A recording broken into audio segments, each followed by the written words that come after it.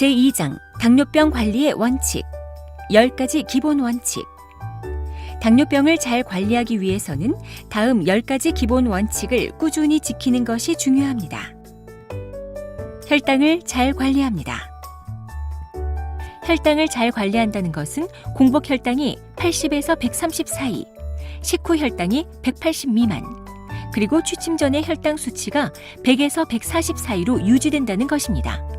여기에 지난 3개월의 평균 혈당을 나타내는 당화 혈색소가 6.5% 미만으로 조절된다면 아주 우수하다고 볼 수 있습니다.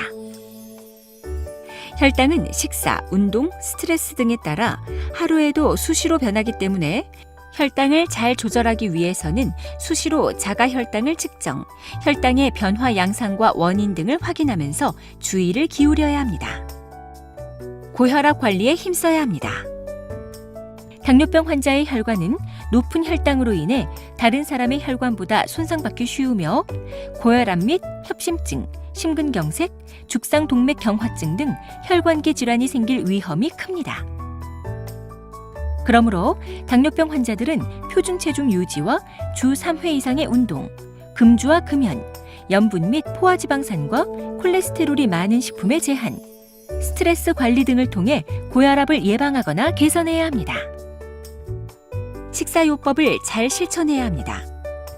당뇨병 환자가 영양상담을 받으면 비만 정도나 활동량, 연령 등을 고려하여 필요한 만큼의 열량을 처방받게 되는데 이 열량을 지키면서 일정한 시간, 일정한 간격, 일정한 양씩 배분하여 먹으면 적절한 체중과 영양 상태를 유지하고 혈당과 혈압을 조절하는 데 도움이 됩니다. 운동요법을 잘 실천해야 합니다. 운동은 혈당 조절을 도와주고 심폐 능력을 향상시켜주기 때문에 당뇨병 환자에게는 필수적인 활동입니다. 운동은 주 3회에서 5회 정도가 적당하며 강도는 옆 사람과 이야기가 가능하고 등에 땀이 촉촉하게 벨 정도로 하는 것이 좋습니다. 적정 체중을 유지해야 합니다. 체중은 당뇨병과 많은 연관이 있습니다. 특히 비만은 인슐린에 대한 저항성을 키워서 혈당 조절 능력을 떨어뜨리기 때문에 당뇨병 환자는 적정한 체중을 유지하기 위해 노력해야 합니다. 약물요법을 잘 실천해야 합니다. 식사요법, 운동요법과 함께 약물을 이용하여 혈당을 관리할 수 있습니다. 당뇨약은 종류에 따라 성격과 기전, 부작용 등이 모두 다르기 때문에 어떤 약을 사용할 것인지는 주치의가 여러 가지 상황을 살펴 신중하게 결정하게 됩니다. 그러므로 개인에 맞게 처방된 약물을 충실히 복용하고 약물을 함부로 바꾸거나 투약 규칙을 어기지 않도록 해야 합니다.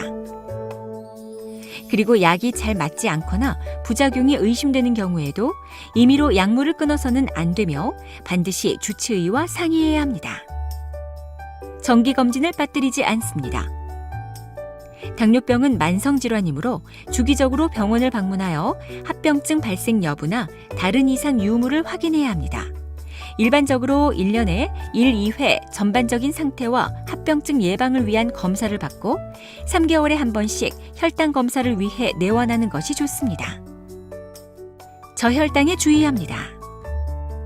당뇨병 환자는 혈당을 내리기 위한 노력을 많이 하게 되는데 혈당이 지나치게 내려가는 것도 문제가 됩니다.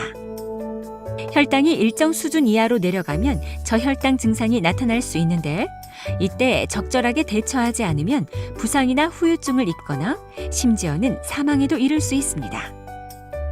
저혈당을 예방하기 위해서는 식사요법, 운동요법, 약물요법을 적절하게 잘 실천해야 하며 저혈당으로 인한 사고를 방지하기 위해 저혈당 대비용 식품과 당뇨병 인식표를 항상 가지고 다녀야 합니다.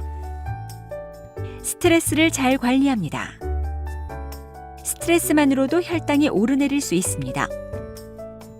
규칙적인 생활로 스트레스를 받지 않도록 노력하고 나만의 스트레스 해소법을 개발하여 스트레스를 관리하십시오. 발을 잘 관리합니다. 당뇨병의 유병 기간이 길어지면 당뇨병성 족부질환, 다른 말로 당뇨발의 발생 위험이 높아집니다.